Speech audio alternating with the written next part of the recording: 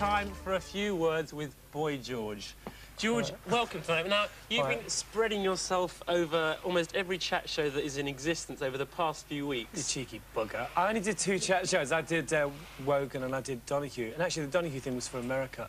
I actually haven't done that much this time. I've done a lot more on previous records. But even though, you know, even still, this time round, the people asking you the questions have been asking you about your family, your relationships, your sex life, the gay community, AIDS and problems with drugs. It's as if everybody has, in fact, forgotten that Boy George is a performing artist. Yeah, but, now, I mean, isn't that the problem with TV, though? Well, let's prove that. Let's change that. See, I feel a great responsibility tonight, and I want you to be as frank as possible with me, George. I'm going to put some hard-hitting questions to you, and I think you'll probably be bobbing and swerving a bit, but I would like to try and get the truth from you. Wait and see. First of all, I'm going to start out with... Now, I want frankness, honesty, OK?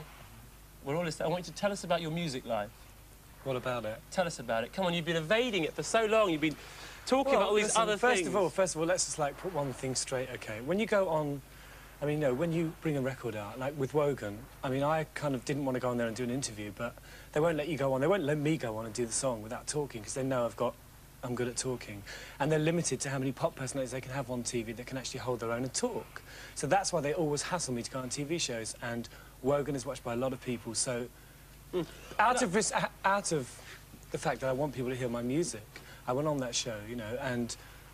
You saw it, you know. I'm not maligning the fact you went on it. What I'm maligning is the fact that people are still only asking you about but listen, your music's past. something that you listen to. I mean, you know, you can talk about it all you want, but at the end of the day, it's something that you have to hear and feel.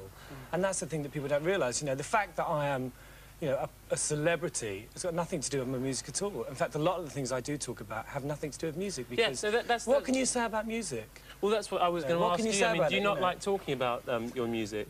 Well, I'd rather people listen to it and, you know, and sort of make their own minds up. Should I try a few musical questions? Well, like what, for instance? Well, like, I mean, I'm not... See, the thing is, hold on, Paul, listen, I'm not really a musician of such. I don't play anything. You know, when I started in music, I did it from a gut reaction. I did it from, you know, what I felt was right. I don't play anything. I don't claim to be a particular musician. I know I'm very talented musically, and that's all I care about. I don't have to... I just don't feel like I have to justify that, you know. And I think, you know... Whatever.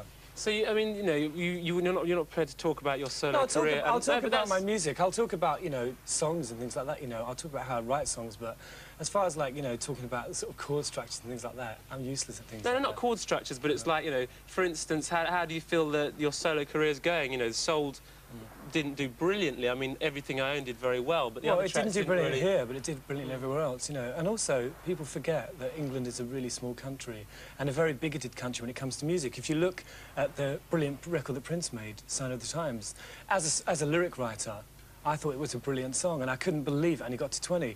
But also, if you look at somebody like David Bowie, who was my hero when I was a teenager, and one of the people that inspired me to go into music, he never had really that many #1s, you know. I mean, you look at it and you think he had a fabulous career, but as far as sales go, he never sold that many records, you know, so... Well, albums.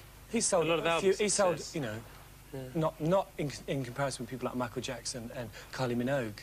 So doesn't it make you wonder? Yeah. Do you know what I mean? But, or Rick Astley. You're not making excuses for not doing brilliantly in England at the moment.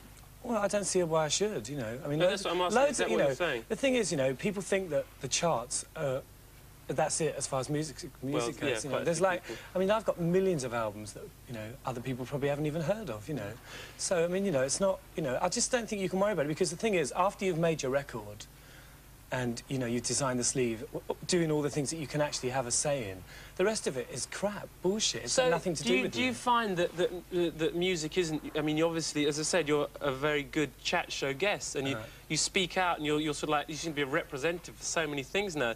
Do you find that music is not a mouthpiece for you, then? And that, you know, sitting there and talking, you know, in front of the cameras is where you really say what you want to say? I don't know whether it's more important, right? I think that, you know, the people that... My fans... You know, and I have, you know, a certain amount of really hardcore fans. They listen to the records, and that's why they're fans. They're not just fans because I'm a good talker. That's an added thing, you know. And hold on, you know, when I used to listen to David Bowie albums and Mark Bolan albums, I felt involved, and that's the kind of involvement I want. I don't want to be written about in The Enemy. I don't want to be told I'm a genius. You know, I know what I do as quality, and that's all there is to it. So the new one, for instance, Tense Nervous Headache, is that at all autobiographical? All my records are autobiographical. All my songs are about, you know, my situations. All my songs at Culture Club, most of them were about John. You know, they're just about my love life, my relationships, about me, you know, and they can apply to anybody. So you put out the record and you don't give a monkey's, really, where it goes in the charts or what happens. What can you do? What can you do? You know, can you, like, I mean, you know, you're limited. I mean, everybody has to come on TV and promote their records. I mean, you know, you make a video, how many places can your video be shown in England? And MTV is like, you know, the whole thing is, it's a hierarchy, it's a mafia. You know, the whole network, the whole media network is like a mafia, you know, and if you don't fit in and you don't do certain things, you don't get played. And that was, you know, a fine example of that was Clause 28. People didn't want to support that. Well, this is what I was going to say. I mean, you have always, you know, you've supported the media. You will do the chat shows, and the media loves you in that sense as a chat show guest, right? Your face is always amongst the thousands at any charity event, and yet when you came out with Clause 28, did you feel that the support was reciprocal, shall we say? Well, I think people support things that are safe. You know, if they feel a little bit awkward about it, then they'll ignore it. I mean, and also, a lot of the daily newspapers, they really support Margaret Thatcher, so they didn't write about it. It wasn't, even the shock value of it wasn't important to them because they didn't want to talk about it. But there was so little shock value to it. Well, not to you or I or to anyone with a brain, but to other people, they thought it was, you know, when I did, for instance, I did an interview for the radio and the guy basically told me I was an idiot for doing it. He said, you know, why are you doing this? You don't need to do things like this. You could have an easy life, basically, and that's what people think. People just think you're crazy doing things like that. But going back to, you know, your music now, and as we said, you know, fans listen to the albums, you don't necessarily need to talk about it or prove it to anybody, but like the new single, are you very, very happy with that? Because people have said to me that they think it just lacks, you know, Culture Club was when Boy George was really performing. Well, that's just one opinion, isn't it? Well, no, OK, a few opinions, but, you know, this is what I put to you, but Boy George as a solo artist has not yet found it, not... Well, when Do You Really Want to Hurt Me came out, they said it was like, you know, a shallow comment with a weak underbelly, and I said it would never, and said, ignore the airbrush sleeve, it'll never work. You know, so, I mean, what people say about records is irrelevant. It's whether, I mean, you know, and who are these people anyway, you know? I mean, who are they? It's like, you know, I don't make records for, like, trendy club people in London, you know. All those people, you know, say things like that to me, or don't like your record, you know, whatever. But, I mean, you know, that's... I think the record's really good. I think it's a good record. I think it's a good production. I'm really proud of it. You know, what else? I don't you know, what is this, like, sell, you know, sell myself, you know, who am I selling myself to? That's OK. So what's the situation in the United States now? I mean, I've heard that people aren't playing you at all out there, that people are sort of, like, dropped you. Well, actually, I had a hit with a really hideous record called Live My Life. Which I had nothing to do with, really. It got to number 15. Basically, as far as America's concerned, I mean, it's a record company thing. When the last album came out, they didn't want to be seen to be pushing an ex-junkie. So they didn't push the album, but they chose to push a single from one of their films. I mean, it's just all very complicated, you know what I mean? Do you enjoy the responsibility of being seen in the media as a representative for the gay community and someone who has... I am, really. Well, no, but you are... No, hold on. You are seen to be that. You are always asked in all your interviews about homosexuality, about AIDS, etc. Do you... I mean, it may not be what you set out to be, but the media has put you in that place. Do you enjoy it? I mean, why... Put it this way, you always end up talking about it. Well, because people always ask me, and you've just done it again. Do you enjoy, how original. Do you enjoy talking about it, though? Well, I don't have much choice when I'm asked the question, do I? What am I supposed to do, say... Well, no, I just think that, like, you know... I mean, I could have answered that question with, yeah, I've got a new album next week, and it's called Tense Never's Headache, come out and buy it. You know, what am I supposed to say? You asked me the question, so I've got to answer it. Or walk off.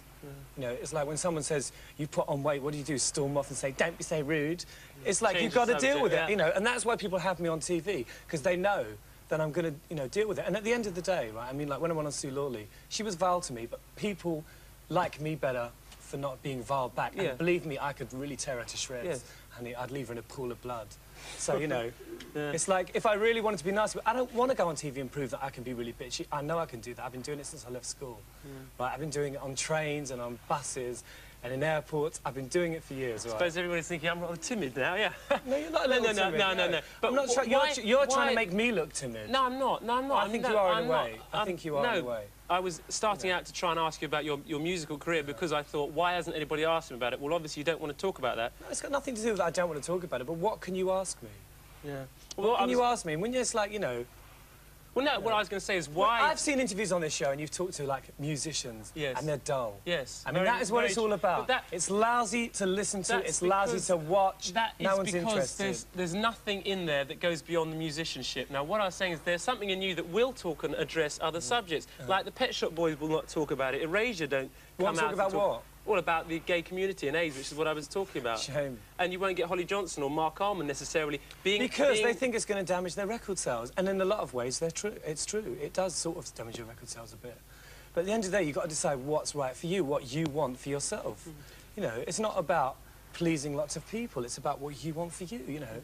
I don't care what Holly Johnson wants. I don't care. I don't think, you know, they want to talk about it, so they don't. You know, they really are worried about it, you know. It's the kind of Cliff Richard syndrome. Yeah. I mean, you are a survivor in that you know, the media's thrown itself at you. Sorry, did I say something funny? There was some humour somewhere there.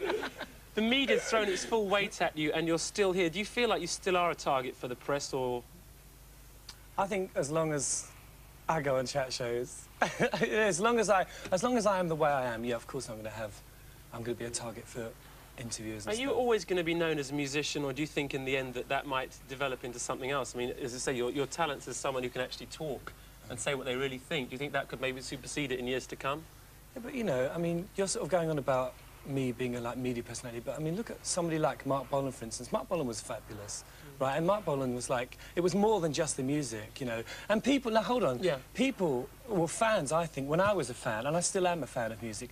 I wanted more, you know, the music was one thing, but if I didn't like the person, I mean, you know, I wouldn't have gone and sat outside Mungo Jerry's house, but I did sit outside Mark Bolan's, and I sat outside Bowie's house. So what we're talking about is, like, being yourself, you know, and I'm myself. I'm like this with anyone. I'm not. Well, George, I'm not like this just because I'm on TV with you, Paul. No, I know. I know. You proved yourself. Look how your confidence has grown in the last few weeks. Well, since exactly. I'm not sweating so, you know, this time, am I? But you've changed. You know, you've changed. You've got really confident in your job. You know, so maybe you're becoming part of the, you know, the machinery. Yeah, exactly. Not, yeah. Well, anyway, you proved yourself to be an excellent chat show host once again, because we've overrun and lost Michelle Shocked for this week. She'll be back next time. Anyway, George, good to see you in here again. Thanks a lot. And whether you like it or not, good luck with the new album. Coming up on Night Network, we have next